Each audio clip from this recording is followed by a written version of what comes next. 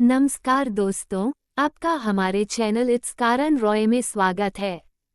चाणक्य नीति के 16वें अध्याय में चाणक्य ने कहा है कि स्त्री का हृदय पूर्ण नहीं है, वह बटा हुआ है।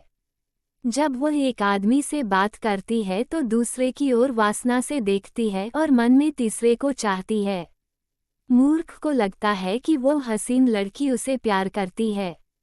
वह उसका गुलाम बन जाता है और उसके इशारों पर नाचता है। ऐसा यहाँ कौन है जिसमें दौलत पाने के बाद मस्ती नहीं आई? क्या कोई बेलगाम आदमी अपने संकटों पर रोक लगा पाया? इस दुनिया में किस आदमी को औरत ने कब्जे में नहीं किया? किसके ऊपर राजा की हरदम मेहरबानी रही? किसके ऊपर समय के प्रकोप नहीं हुए? कनौज किस भिखारी को यहाँ शोहरत मिली? किस आदमी ने दुष्ट के दुर्गुण पाकर सुख को प्राप्त किया? व्यक्ति को महत्ता उसके गुण प्रदान करते हैं। वह जिन पदों पर काम करता है, सिर्फ उससे कुछ नहीं होता। कनौज, क्या आप एक कौए को गरुड़ कहेंगे? यदि वह एक ऊंची इमारत के छत पर जाकर बैठता है जो व्यक्ति गुणों से रहित है लेकिन जिसकी लोग सराहना करते हैं, वह दुनिया में काबिल माना जा सकता है। लेकिन जो आदमी खुद की ही डिंगे हाँकता है, वह अपने आप को दूसरे की नज़रों में गिराता है। कनौज, भले ही वह स्वर्ग का राजा इंद्र हो, यदि एक विवेक संपन्न व्यक्ति अच्छे गुणों का परिचय देता है तो उसके गुणों की आभा को रत्न जैसी मान्यता मिलती है।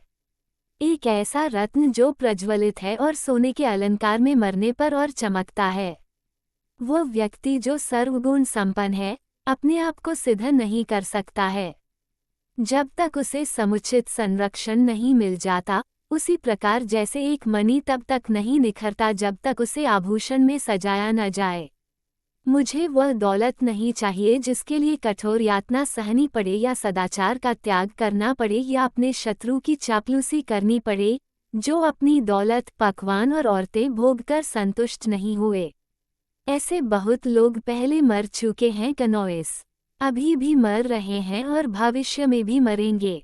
सभी परोपकार और तप तात्कालिक लाभ देते हैं, लेकिन सुपात्र को जो दान दिया जाता है और सभी जीवों को जो संरक्षण प्रदान किया जाता है, उसका पुण्य कभी नष्ट नहीं होता। घास का तिनका हल्का है, कपास उससे भी हल्का है। भिखारी तो अनंत गुना हल्का है, फिर हवा का झोंका उसे उड़ाकर क्यों नहीं ले जाता? क्योंकि वह डरता है कहीं वह भीख ना मांग ले। बेइज्जत होकर जीने से अच्छा है कि मर जाए।